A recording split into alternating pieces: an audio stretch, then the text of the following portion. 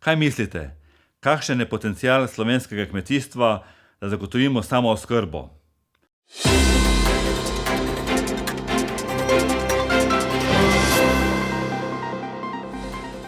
Dobrodošli v Evropskih stoječih novicah. Profesor dr. Osterc, prvi kmetijski minister v samostojni Sloveniji, je na vseslovenskem srečanju kmetov na Ponikvi dejal: v času osamosvajanja Slovenije me je skrbela predvsem zagotovitev oskrbe z osnovnimi živili. Zavedal sem se, da je lahko hrana najmočnejše orožje, če jo zmanjka. Ko govorimo o samooskrbi s hrano, običajno razmišljamo o samooskrbi znotraj države.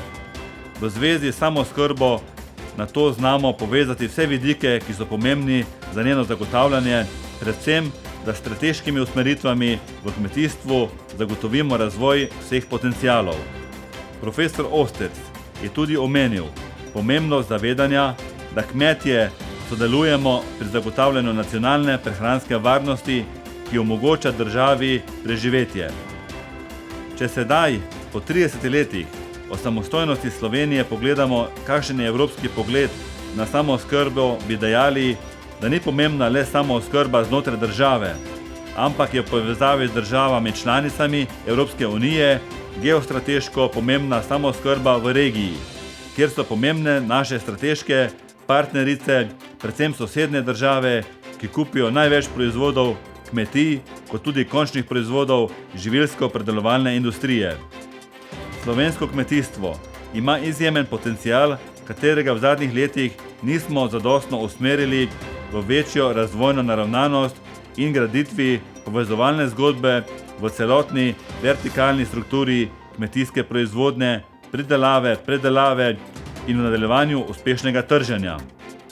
Pri hitrem pregledu analize samooskrbe po vrstah kmetijske proizvodnje ugotovimo, da so stopnje samooskrbe različne in nihajo od 30 do 120%.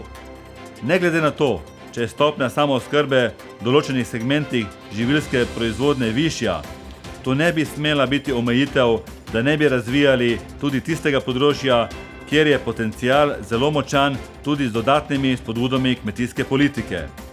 V teh primerih odigra močno vlogo zagotavljanje samooskrbe v naši geostrateški regiji, kjer lahko naše kvalitetne produkte plasiramo tudi na tuje trge, predvsem našim sosednjim državam, kjer so naši produkti zelo cenjeni.